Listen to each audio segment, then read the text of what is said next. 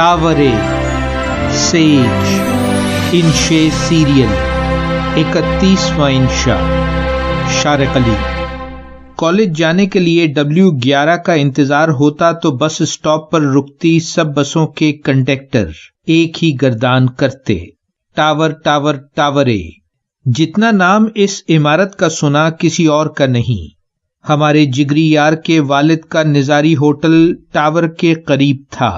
महीने में एक बार मुफ्त खोरी जरूर होती। एक दफा इतवार के रोज मेरीवेदर टावर को करीब से देखा। प्रोफेसर गिल जमानाए तालिबे इल्मी याद कर रहे थे। बोले, गॉथिक तर्ज में गिजरी पत्थरों से बना 44 फुट चौड़ा और 102 फुट ऊंचा clock tower. Municipal engineer James Strachan का कराची को एक और तोहफा जो 1892 में तामीर हुआ। संगतराशी से की गई सजावट खुश ज़ौक़ी और महारत की मिसाल है। दाऊदी सितारा या तो आराइशी इत्तिफाक है या कराची के यहूदियों को स्ट्रैचन का खिराजे तहसीन। बड़ा घंटा हर घंटे और छोटा हर 15 मिनट पर बजा करता था पहले। अब तो ट्रैफिक, दुकानदारों और राहगीरों के शोर के सिवा कुछ सुनाई नहीं देता। इमारत की खस्ताहाली हुकूमती बेतवज्जुही की वैसी ही तस्वीर है जैसा कि पूरा शहर कराची। क्लॉक टावर वक्त की अहमियत का इजहार तो है, लेकिन ये वक्त बजाय खुद है क्या? सोफी ने फलसफियाना अंदाज में सवाल किया। प्रोफेसर बोले, यूं तो वक्त बहुत सादा और सामने की बात लगती है, लेकिन इसकी मुतमईन वजाहत बेहद दुश्वार और पुरअसरार है। आसानी के लिए हम इसे घड़ी से मापी जाने वाली कदर कह सकते हैं, या कायनात की वो खुसूसियत जो एक वाक़े को दोबारा नहीं होने देती।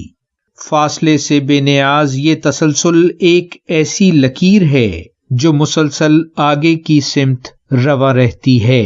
वो बहता दरिया जिसमें 2 बार छलांग लगाना मुमकिन नहीं।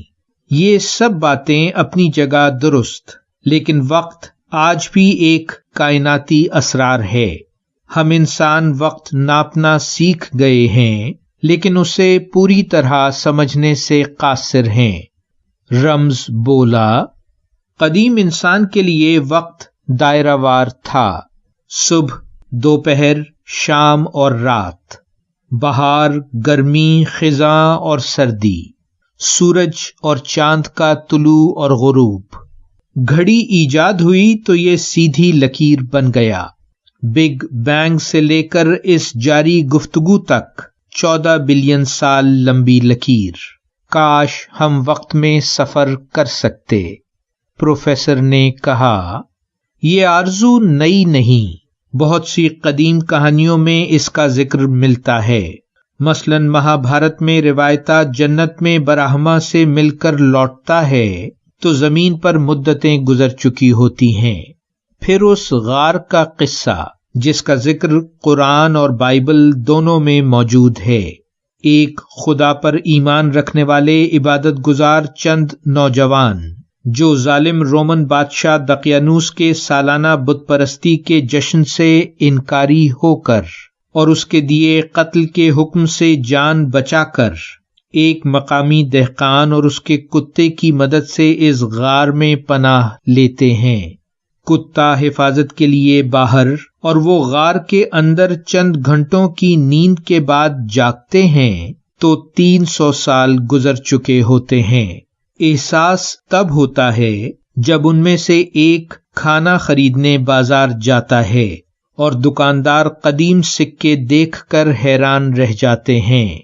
फिर नया बादशाह जो साहिबे ईमान है नंगे पांव उनकी जियारत को आता है। कहते हैं असहाबे कहफ इसी गार के आसपास दफन हैं। तुर्की और उर्दन दोनों ही गारे कहफ की मौजूदगी के दावेदार हैं। किस्से कहानी छोड़िए, क्या साइंसी तौर पर यह मुमकिन है? मैंने कहा।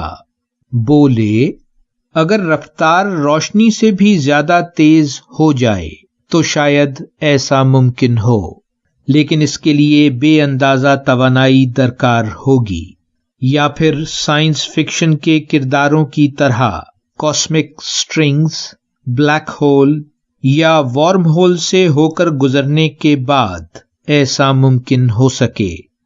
کہتے ہیں آئنسٹائن خود سے اکثر یہ سوال کرتا تھا کہ کیا ہم کبھی روشنی کی کرن پر سوار کائنات کی مکمل حقیقت کو محض ایک نقطے کی صورت دیکھ سکیں گے؟